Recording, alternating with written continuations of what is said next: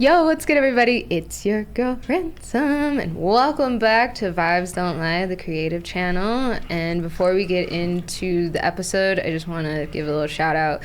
The show now has its own Instagram page that you can follow, so you don't have to, you don't have to follow me directly anymore to keep up with the updates. You can follow the page itself. That is also just like an easier way to get into contact if you are wanting to be on the show or recommend somebody to be on the show. So go ahead and follow. And yeah, so starting today, we have another dope ass person here. We have our co-host. Go ahead and introduce yourself. Honor Indigo. Y'all seen me here before. What's going on? Mm-hmm. And your turn. Oh, my bad. Hello, everybody. I'm the nicest ever. Excuse me. Dealz Makes Beats, the nicest ever. Hi, I make beats. I'm here. Vybez Don't Lie. Vybez Don't Lie. Well, I appreciate you, coming on to the show. Appreciate y'all having me, yo. Yes. You had reached out after the latest episode with Rare Birds, which just shout out to Rare Birds. That was just the funnest episode, and also we got a lot of. By the way, I was the first viewer and the first commenter. You were, and then there was someone who said second, and I think there was a third. Yes, so the engagement on the post was that great. was a dope interview because I love both of them. Yeah, I worked with them on wheelchair sports camps, denim. Mm-hmm. Denim on denim. We're in denim right now. Yes. Which is actually, that's funny because that's like a 10-year-old beat. Mm-hmm. They had another song called Teeth Out a couple years ago, and it was on the same email. So Caitlin, shout out to her too. She was like, yo, we used the song, and I found out it was on the album, their new album that just came out. I can't pronounce it right now. But shout out to Rare Birds. Also, here's a great story about them. That's how good of people they are, because I love seeing like people I love and I'm friends with and communicate with. And I'm like, yep, that's true. Yep, they do that. Mm-hmm. Yep. So like I played at Manos and Manos, I think that's how you say it, over off Kofax. And they were doing, I think it was Coco's birthday. And I played, it was like nobody was really there, but we had like pozole. We were eating somebody's mom's food. Yep. And I was playing beats, did my beat set. It was like literally for like them and like 4 other people. And I wasn't expecting to get paid. And then like 2 days later, they were like, yo, here's like, I think it was like $60. I was like, oh shit, they're looking out. You know what I'm saying? So shout out to them supporting artists and being on that dope beat. Oh, yeah. And Wheelchair Sports for picking them. But I send them beats all the time. So we're going to hit with one of these. You know what I'm saying? So. Also, just a quick shout out to Wheelchair Sports. They just got picked for the grant. Yep. Along with like 2 my dude Armando from their shooting, and then my dude Steve from Flowbots. Yes. So I know all them cats. Those are all great people. Woo-hoo. So can I get like $25 from all 3 of y'all? You're just a little pitch in there. Almost. I said I didn't ask for the whole 100. I needed the 25. I can't stand. But shout out to them. Congrats, man. Mm-hmm. Denver artists that you can touch and talk. We won't touch them without consent, but you can go and communicate and see them out in the world. That's pretty dope. They're outside, yeah. Rare Birds be outside. They're always playing something. Outside. Yes. Well, let's dial into you, Dealz. Let's give the viewers a look at where you started to where you are. Well, first off, I got a lot of lore. I'm not a braggadocious person, but sometimes you gotta let them know. You gotta pop out, with the resume. But I've been in this Denver scene for a minute. Let's just call it the scene for a minute, Colorado scene, because I started off with a rap group called Team Latchkey. We were in Aurora. Shout out to A-Town. Not A-Town. Saudi Aurora. We can't give Aurora a shout out. We have to because Julian, my dude Julian, be a good person. He's from Aurora, so what I'm saying.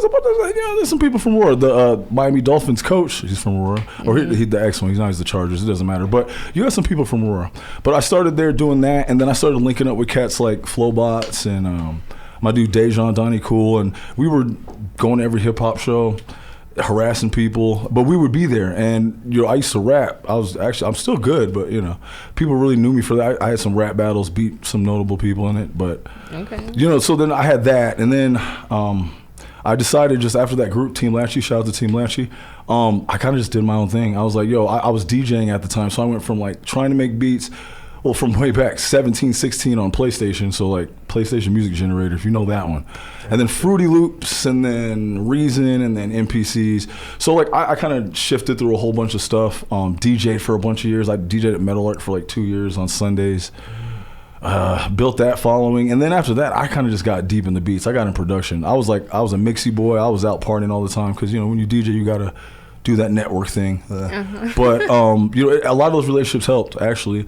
But I just focused on production mainly. So that's when it came from Dealz to Dealz Makes Beats. So people were like, yo, what are you doing? I'm making beats. So for years, people were like, oh, you already know what he's doing. Dealz is making beats. And it's a 3-syllable. Dealz Makes Beats, C-Spot Run, Just Do It. You know what I'm saying? It's a bunch. So it's quick in your head. Dealz Makes Beats real quick. So that's how I transformed into the nicest ever pretty much. I got with my craft. I went to Burning Man twice. Okay. Yo, don't go to the desert with white people. No, I'm just playing. Sounds about right. Don't go with people who don't know. But yeah, I went out there. I became a butterfly. Yep. There's black people who go too, by the way. A lot of them. I met a lot of them. I would hope so. I would hope so. You would hope so. I didn't know so. Yeah. But anyway, so I went out there and then I did a detour of life. I moved to Indiana and I really, really got isolated and just focused on music. Why did I go to Indiana? Reasons. But if you know, people are listening haha, I know why. But so I went out there, I sat by myself and I just made beats. I came back to Colorado and I decided I'm gonna stop DJing and playing other people's stuff. So I'm gonna start playing my ish. So that's where I'm here now. I produced for a bunch of people like Wheelchair Sports Camp we talked about. Jonas, I did Extinguisher. That song's dope.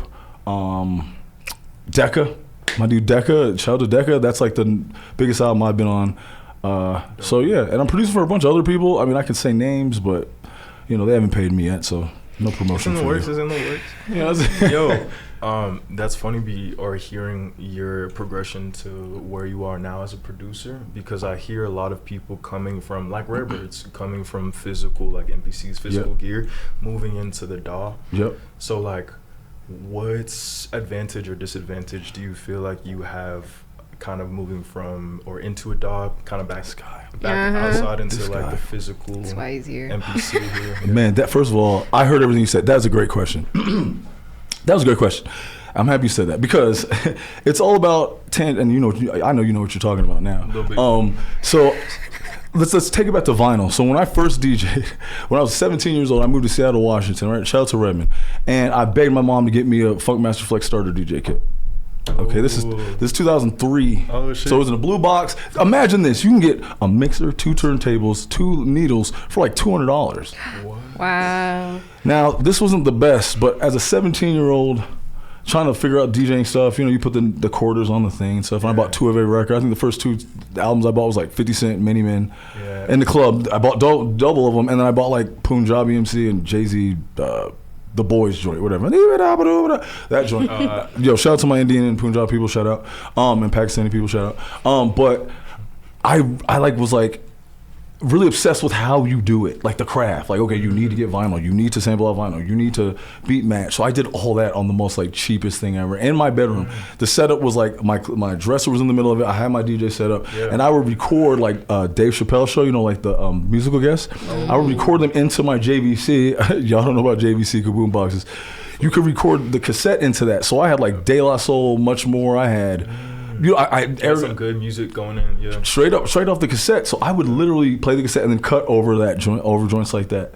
So I was kind of making pause tapes, but not really, but Kind of sampling a little bit? Yeah, pretty much. Okay. So then what ended up happening was I had Cool Edit Pro. So this goes from the analog to the digital. Real quick, from before you move from analog, is that piece of gear kind of a Grandmaster Flash type joint, or is that the Funkmaster Flex joint? Yeah, it was Funkmaster Flex. It was just, it was a new mark. It's just he promoted it, so it was just literally just the most basic new marks anything. It was my first DJ set, but it still had the basics of the RCA, the grounding. You still had to level the tone arm. You had to do a lot of stuff. It's pretty much the same. It would be a relic right now if I. Yeah, I'm not gonna lie. It's a little bit behind. I'm gonna go through just it for very you. Slightly, yeah. Yeah, very slightly, because you always miss when you're born at a certain time, you miss a little sliver or something. I was born in '86. Yeah, I'm 40. Yeah, that's right. No drug problems or kids. Do you hear that? What the fuck is going on? Oh. Just so y'all know, it's not me doing that. I was about to say it was me, but he beat me to a better joke. Damn, somebody rigged the studio, y'all. I think hold up. Is it me? I think it's my chair. No, it could be me. Is Hold it up. your chair? I thought it was electrical or something. I think we're good. I'm here for it. Okay, keep I think going. it ran away. I think it ran away. That's so funny. All right, so going from analog to digital, I would take that and like old school PCs. You might not even know that tall ass nigga. So it went in there. You plug the RCA. You hear it now? Yeah, that's not us. No, that isn't. Whoa. Isn't it the thing? I think it's electrical, actually. I think it's, Yeah, I'm like, oh my god. spinal. Too Doctor much said I fire broke my in here. back. Spinal. Damn. Okay, I think we're good. Fuck it. Anyway, so I mean, it Gems. keeps coming and going. well, you know what we'll do? We'll just talk through it. All right. Gems, so there has to be resistance. Yeah. Yo, they're always trying to stop a black man from teaching y'all something. No, I I'm mean, how playing. noticeable do you think it'd be? I know you could probably like stem separator. I could consider a bass sound. But anyway, so I went from vinyl DJ joints to Cool Edit. So I would plug the RCAs into the back of the computer and record it on Cool Edit. So that's like the first sampling, right? Mm-hmm. So let's stay with the vinyls. I had tons of these things, dog. Like I had so many vinyl. Like I have very little now. Long story short, I went to an airport. This lady said it's $300 to ship this. I said hell no. I picked my favorite ones out of it. Are they doing construction? It might be construction. All right, Okay. I think it's on a different floor. It's all good. You know, you can EQ that out. You're You know, good. energetically, this just seems very telling to me. It's all good. They are really So, like. So for people who were distracted by the amp, we're talking about how I went from vinyl to digital and how it kind of helped. That's what he pretty much asked me. So hey, we're back. Mm-hmm. So I would take that, I would edit and chop that on Cool Edit on like Windows, and then I would put that in Fruity Loops and play it as like, because if you know. Yeah, pretty much. Because I did back then. MPCs and stuff were like $1,000. I was 17. I'm not gonna. Which got me to making beats because like cats would be like, I'm charging you $2,000. I was like, dude, I am 16 years old. How dare you charge? My mom barely bought me this this DJ equipment. So you had to improvise. So we got Reason. We used Fruity Loops. We used what's the other one? Ableton. So like the thing that helps me now, like now. I used to sample strictly off vinyl, and then I was like, what kind of stupid rule is that? Because, hey, kids, listen to this. There's no rules. I don't know where the camera's at. There's no rules. Your camera's there. Hey, there's no rules, kids. Trust me. If they're telling you to do something, do the opposite. Unless it's like your parents or something. Listen to your parents or something. But most people, they're just guides. Yeah, they're guides. But it's not everybody's guides. Some people are like the guidees. I don't know. Yeah. But anyway, so don't listen to any rules about that. Because once I went to digital, I realized that you can't dig for every record, and I don't have time to look for every record, and I ain't got space for all these records. So I mainly do my stuff on YouTube. Yep. Okay, now going into DJing where you were like, you barely missed that part. Cats, the way they make DJ equipment now, it's like a hybrid. So it's like you can have the vinyl feel with the digital. Serato is the best thing ever. I love Serato. Dude, I used to do parties where I carried crates to after parties with gangsters. And they would play this, and I would pull the vinyl out, dude, and I was like, I'm never doing this shit again. I'm never doing that again. So having the digital, it makes things more efficient. It's a tool. It's a guide. If you know where you're already going or where you want to go, and you don't know how to get there, you got to use a guide. Some people don't have time to learn all the analog, digital. I mean, all the analog DJ stuff where it's like, okay, you got to learn how to beat, man. You just look. They just want to get into it and play, which is a good thing. And people turn it bad, but we're gonna say it's a good thing. So like, it's more efficient. It's way more efficient. Way more efficient. It's a tool. It's nice to have the vinyls. It's nice to have, I call them trophies or like relics. You know what I'm saying? Because like you were at the studio. I got like my Daft Punk record over there and shit. Like it's just, you saw like my Prodigy joint. So the ones that I love are on kind of like the wall. But it's not. If you like to collect. But if you really want to create, you can use anything or don't use anything. You know what I'm saying? So that's how it kind of helped me. I didn't have to, lug physical things around. So that's the best thing. You kind of like learn, or you had a natural progression from like analog. Yeah, because I'm a millennial, so it's like I went from that to digital. Yeah. But see, it's the same thing with AI. It's like the next generation should be AI. So you can either complain about it and say, everybody's going to use it for bad, or you can shut up and use it for good. Use it for how you need to use it. Not everybody can afford a guitar player, so hit AI up. I'm not for making everything on it, but like, I mean, I can't afford a drum set, so I'm gonna sample some breaks. So you gonna get mad at me for doing that? You didn't chop it well enough, whatever. Chop liver. Chop liver. I feel like we're. Oh, sorry. No, go ahead. Can I jump in? No, I was just gonna say, I feel like we are the artists because these tools are unprecedented. AI and like digital music making. We are the artists who are kind of like setting the ethics around it. Absolutely. And then Absolutely. for those next generations to be like, okay, like this, we don't fuck with this, we can do. Yeah, exactly. And also you got to be open to being wrong. It's okay to be like, oh, I thought AI. Okay, first of all, the overreaching AI, I'm not for it. But as far as using it for a tool, for research, for putting things together, you can't. I'm all for it. I'm never going to tell nobody not to do it. But I'm also not going to be like, oh, AI is bad. Like, we don't know yet. Yeah. Right. But while we figure out, because here's something. I made an AI beat. Yes, Dealz made an AI beat like 3 years ago. So like Google had this, they would test things, right? And if you were like in good standing with Google, they'd like invite you to, it's called Google Labs now. Oh, okay. And there was this thing where it's like, it was literally like, okay, Suno's bad, but it was like Suno before Suno. So I literally have the beat. It's like from 4 years ago and it's like AI beat. I could pull that up and you wouldn't know if it was AI or not unless I told you. The reason being because you can take it and just put it into a human and then it comes out different. Like somebody can have the same sample and sound completely different. Yeah. Just because it goes through different people. So to me, I'm like, all right, yeah, I could see how it's bad. Yeah. I could see how candy's bad, but I still eat it. But I don't gorge out on it. You see what I'm saying? That's it's good. So like, if some people don't like candy, how could you not like candy? How could you not like AI? Well, that's your prerogative. But as far as creatives, you got to stay open to experimenting and being wrong or being right or, you know, be creative. That's the whole point of that joint. So. To your point, I know you had a question. I have one more question. To your point about kind of like the music sounding different depending on who's playing around with it. In that sense, I've kind of thought about AI as like how we prompt AI is the same model we prompt our coworkers, our peers, and like the people we're in relationship with. So in that sense, it feels more like a tool and less like a fucking doomsday device. Yeah, I mean, look, you can have an assistant. Or your assistant can kill you like Selena. Okay, I'm just saying. Right? So like, I say that to say this: you can make it whatever your intention. We were talking about intentions the other day. Yes. And what's your intention with it, dog? Like, what's your intention in making music? Are you trying to be creative? Are you trying to inspire? Are you trying to get rich? Are you trying to be lazy as fuck and make the computer do all the work? I mean, now listen to this. What if I couldn't move? I'm going to talk to a computer and make some music if it's in my head. However, do not take the fact that you can't grab somebody up and be like, yo, come play this. Because everybody's worried about money and all this copyright. Look, there's some kid right now waiting for somebody to ask them to play guitar. There's some kid right now, and that was my intention. I want those people to like have a space or be like, yo, you don't have to be like a Nepo baby. You don't have to, you know, like have to know all this musical theory. You know what I'm saying? It's like spend 10 grand on gear. Exactly. You don't have to, oh my gosh, fam. That's a thing, but like you just go ahead and just create.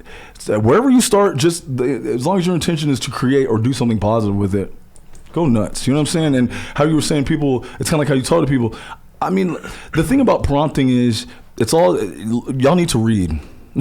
read. Everybody read. It sounds corny. Read a book on your phone. Read a magazine read something, because you can only prompt as much as your vocabulary knows.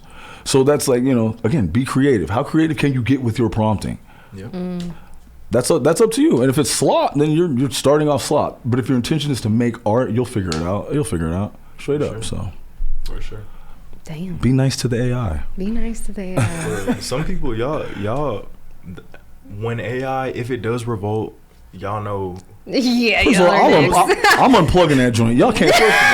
First of all, the algorithm can't dance, number one, okay? So, like, I ain't even worried about that. Like, oh, what, you gonna throw hands? It was ChatGPT and Claude gonna jump me? Fam, humans are only as dumb as they want to be told they're dumb. Like, dude, they're not, first of all, the AI that they're giving us isn't the AI they got. Let's just get that straight. So don't worry about that coming sitting in. Worry about them taking your freedoms in place of these, you know, AI systems and agents. That's what you really need to be worried about. But everything else, come on, man. I know, this is a crazy tool that we have, actually.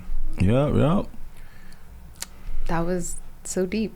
Hey. And I loved it. Hey. Because it was bound to actually, I'm surprised we haven't had a conversation about AI and it being art. It's so a weird, I'm grateful. It's like politics. People are like, I hate AI. I love AI. I hate AI. I like nigga. It's so polarizing. Of course, with the Aquarius, this would come up. Yep. I love it. Yeah. Pick a side culture. Pick a side culture. Oh, yeah. But dialing it back into you, because I was thinking about our conversation when I met you, and you had said, I just loved how you said it about how you just put out the idea. You don't worry about. Yeah. So kind of bridging that into imposter syndrome and just the perfectionism that comes with creating the craft and stuff. You know, I never submitted to imposter syndrome because, you know, I've been who I've been since I was a kid. I don't know. And I only know that because people told me. So with that, I can see how some people could have it.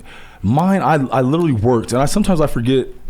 I got to get reminded by like my friends or like some people who've been around. It's like, yo, you've always had this plan. And I'm like, Did I? So like, as far as like, I always had an idea. I never had a plan or like a system. I'm envious of people, not envious in a negative way, but I love people who can see something and achieve it. Okay, now some people take the zigzag race, some people go up, down, some people go all the way around and come back, but their intention was to get there. So my intention is like to spark an idea, have an idea, build off an idea, because what I told you was this long version of it where I'm like, start with a good idea, because a good idea can always be a great idea. A bad idea can never be a good idea, which means it can never be a great idea. You ever been like, yo, that was a bad idea? Yeah. Start with a good idea. And if it's bad, then it's like, yo, at least it was an idea. So I take that approach to my music. Instead of trying to finalize and finish and look for the perfect sound and snare, it's like, I know what my idea of something that's good is something that I don't have to think about too much off bat. Now, you go back and you do some like research, or you do some, I didn't know that was there. I put that in there. But the whole point is like, does this feel good? Does this sound good? Does this, did I already do this? Is this something that there's a lot of things that go into it. So before I get into all that complicated politics and the industry, is the song good? Is the beat good? Because I've had instances where people have taken the beats right off the tape. Or in instances like with Wheelchair Sports Camp, they got Erykah Badu's engineer on it. They got Bjork's mastering engineer on it. They got Rare Birds on it. Devotions on it. So originally it was just a beat.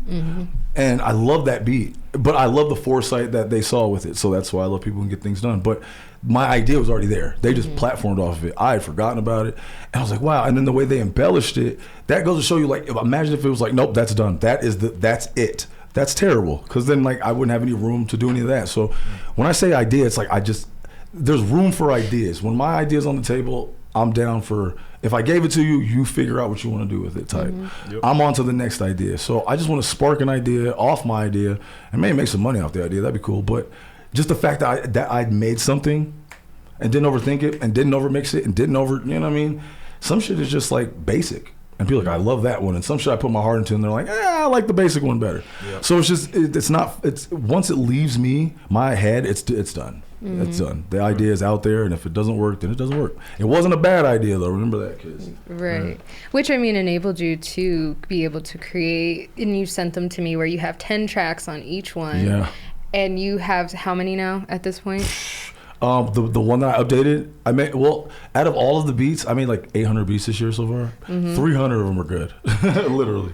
800 and we're barely in June. Yeah, because I have no friends, and no. See, remember I was saying earlier, like I used to be out and about, and it's great. I made those relationships with people, but I'm getting I got to the point where I like sitting down and creating. Like you came through, like when you got to come through too. I know. It's called the Penny Lofton. I'm like the black Val Kilmer out there. You know what I'm saying? Look like Batman. Yeah, you hear music, it's him. Yeah. The windows are open. There's people walking by, because I live by Coors Field. So everybody's walking. I'm playing beats, and it's just like, this is where I'm at. This is where I want to be. I pay rent here. I'm trying to get bang for my buck. You know what I'm saying? I'm not trying to really be out to show off. Yeah. I go out to show off, but that's not what you're there for. Nah, I want to beat myself. So like, if people say I want to do music full time, I've been doing music full time since, getting paid from it like 5 years, but full time I've been doing it for like 20 years. So that's a lot of pain and strife and sacrifice. And some people say they want it and they ain't got the stomach for it. And they're like, if I don't have the opportunity my whole day, if I didn't have to go to work, I just make music. Well, I am the living embodiment of that. All I do is make music. I had a goal when I was 19 to be like, I want to make music so much that people think I'm making it all the time. And whoops. But it's mainly about getting those ideas out. I'm not trying to finish the song or the beat. I'm just trying to get the idea out. So when you get those tapes, those are like 10 ideas or 13 or whatever that I packaged, and I was like, okay, these are together, we're done. I don't even pick beats and put them in things. I'm just like, yep, there it goes right there, bam. What do you mean you don't pick? Oh, I don't playlist. You don't like create a playlist? Nope, it's just like I get to 10. Okay, let's say I make 10 beats a day. That's the tape. Okay, I see. Yeah, and if I make 11 that night, then I'll be like, okay, cool, that's on there too. So, and the thing about it is I sequence them though like albums. So like it doesn't need rappers on it. Like what you were doing with spoken word, I was like, dude, I need that. And you can sing too. So I was like, that's what I do it for. I leave it open and dense for people to create and have ideas on it. So I'm not gonna overdo it. Here's 10, take it. And I'm creating more than I consume. And if you do that, that means your taste is good. So my taste, if you don't say my beats are right, my taste is impeccable, baby. My ear is nasty. Nice. But you got range. Y'all check this shit out. Yeah, and also on top of that too, I don't stick to a genre. Nope. Like I'm just like, okay, well, let's do rock. Let's do Daft Punk shit. Let's go do some hip hop. So Like tonight, by the way, I'm playing at Metal Arc at 10 if y'all are around. Shout out to OTC Band, and if you're watching this and it's not that, I do it once a month. So OTC, they play beats, my beats live with the band and shit. Oh, sick, bro. Yeah, dude, right off the 404. If you've never seen me perform, check out the Friendly Collective joint. That's a little. Yes, you be over there? Collective. Yeah, dude. I did a whole beat set thing there, dude. I was changing my clothes and shit. I just did bro. dude, you got to check that shit. That shit does.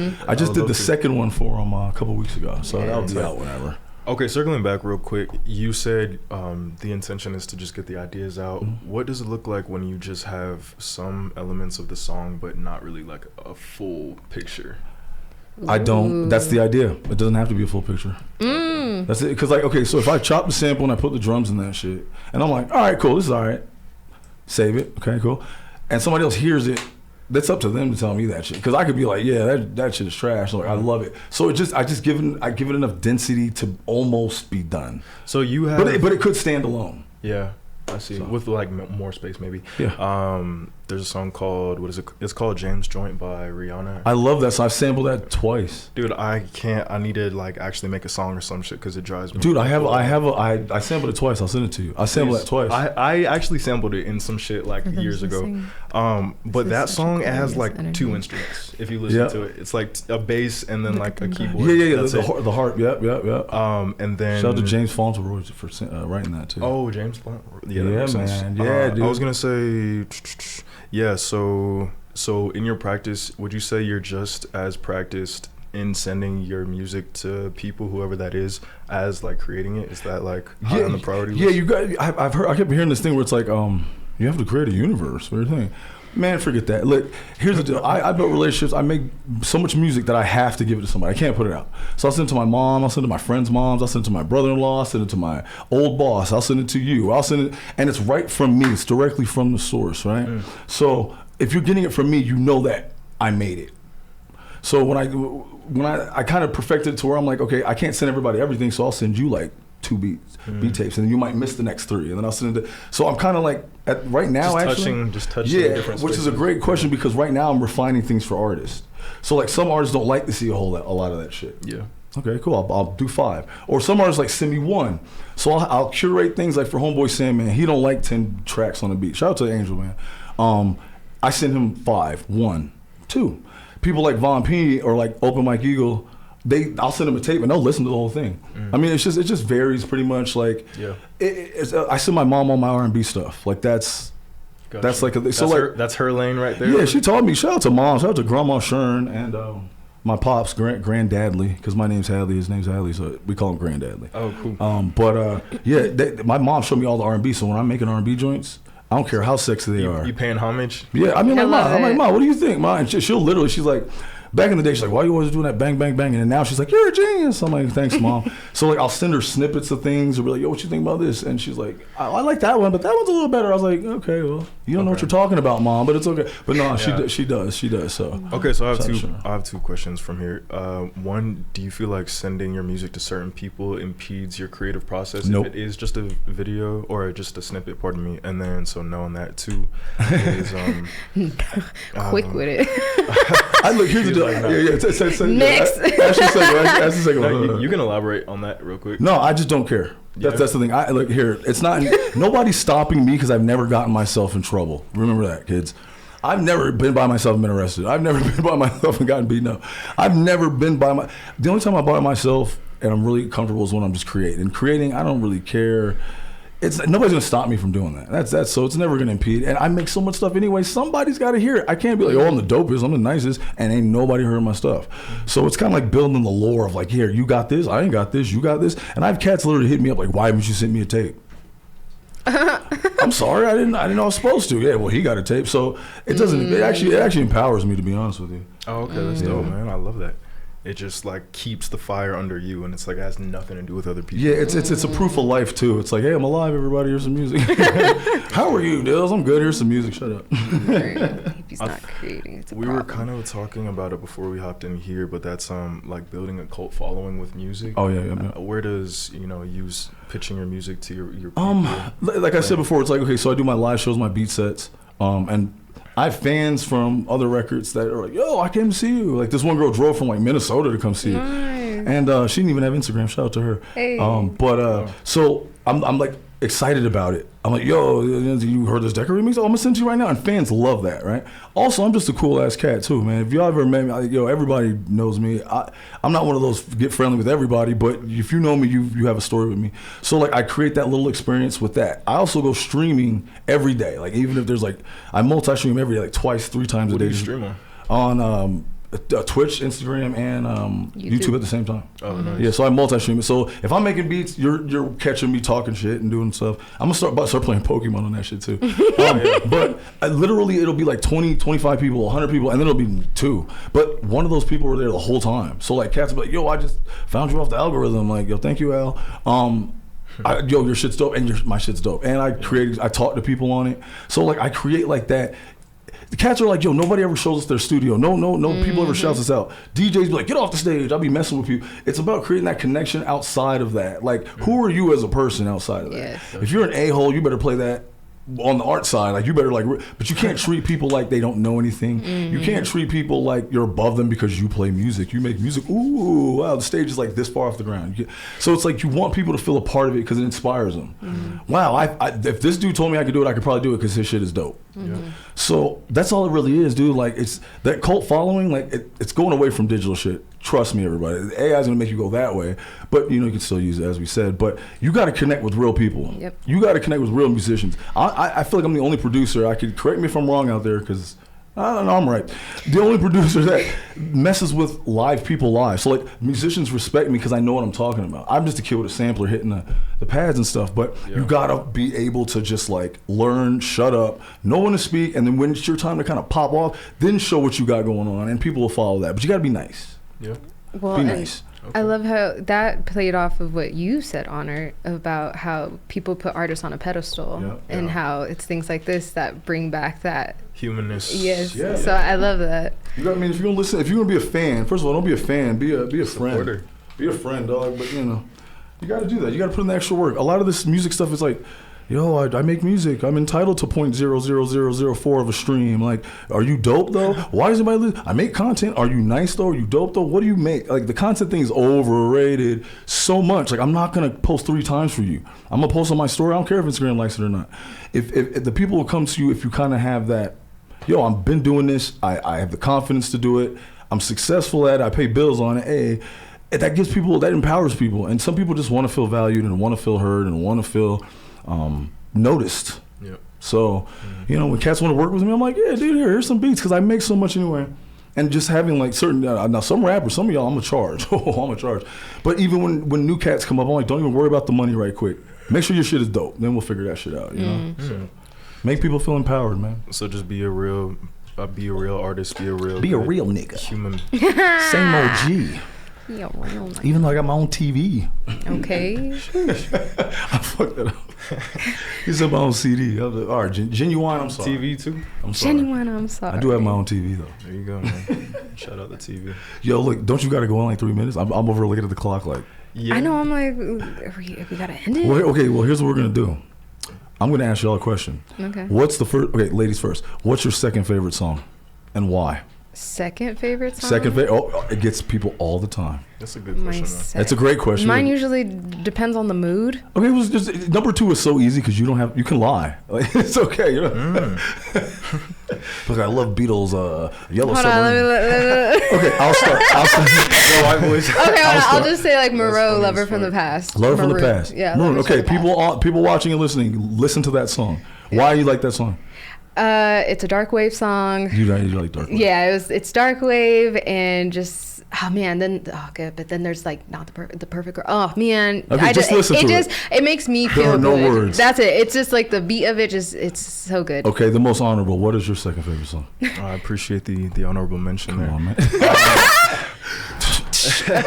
I'm gonna go with "Hold Me Close" by Nali. I've never heard that song. Or I'm gonna check it out. Can I do 2? Yeah, go ahead. I'll do 2. It's y'all show. Two Step in the Living Room, Alex Isley, Terrence Martin. Wow. Terrence Martin is super underrated. My second favorite song of all time is John B. They Don't Know. Yes, I'll put drum take it way beat. back. I'll put it on the instrumental. I'll sing the ad libs, the backgrounds, the leads. Listen. The backgrounds. That's my second favorite song of all time. So That's what it. Get you Y'all heard some it here John first. B. yeah, straight up and down. So many trying to be John B, but John B is John B. Light skin John B is he's actually black. Exactly.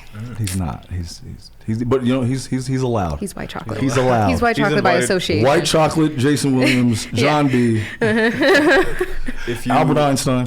I'm gonna hit you with like a question you can answer within 60 seconds. Oh. Right? So I can do it. Last one is how do you feel when and if there is a day where you're not creating? So if I ever Good get locked question. up, what I'm gonna do a lot of push-ups. I'm gonna convert to Islam. I get locked up? I mean, to be honest with you, I've made music on trash cans and tat scams, baby. Mm-hmm. I've made stuff on corrupted computers. I made stuff on broken computers that exes have destroyed. I can't see a day of that. I'll probably be dead, and then I'll probably like haunt niggas to make more beats. That so, part. 60 Somebody seconds. must live There on. you go. Hey. Well said, brother. Man, that was a great interview. Thank y'all so much. No, thank 100%, you. I'm gonna go home and As you should. That means he's going to be smoking. breathing exercises is what our I'm only guest. smoking marijuana, making music. Oh, Straight. Doing drugs. Those aren't drugs. Damn. Nah, it's plant medicine. Herb is a plant. Weren't you camping? You I was all know, around it's plant drugs if you were medicine. I camping then. was all the She good wasn't. natural drugs. The homeopathic Aloe, drugs. Aloe. Aspen, Nettle. magnesium. Do you want to plug yourself? Oh yeah, hi. Plug the people. Yes, what you tell got the going? people what you got. I'm Dealz Makes Beats. DLZMKS BTS spelled the long way and the short way, the nicest ever. Check me on Instagram. I'm streaming on Twitch and what's the other one? YouTube and Instagram. Yeah, follow me on Instagram. Follow me on Spotify. Yeah, definitely. But yeah, just type in DLZMKS BTS on Google and you will see my pretty face. Thank you very much. Yeah. Do you got anything going on? He gonna be in the studio with me. Okay. I was hoping I'm that in would the studio happen. I was like, too Aquarius. What you doing? Me? Chat, yeah. Ooh, I'm just doing a lot of pop-ups, truthfully. But really, I'm looking at continuing to expand this podcast and getting more people on here. Yeah. So again, continue to interact. Submit yourself. Please do not be afraid to submit yourself. Do not wait for me to come find you. Submit. That's how a lot of people have figured their way out on here, okay? And you don't have to come alone. You can bring a friend if you want. You can have your emotional support animal or person, whatever. It's cool. Actually, you can't have animals in here. But That's why it's a person. Some people are animals. Oh, I see. Yeah, Anyway, no, I don't really got much going on aside from just expanding my business. If you want to go, you follow me on Help Instagram, you can assist see what out. I do. Yeah, if you want a reading, all that good stuff on that end, let me know. But thank you guys all for tuning in. Continue to engage, like, share, subscribe, all the good things that all the good people say. And we will see you on the next episode. Today we have another dope-ass person here. We have our co-host. Today we have another dope-ass person here. We have our co-host. Today we have another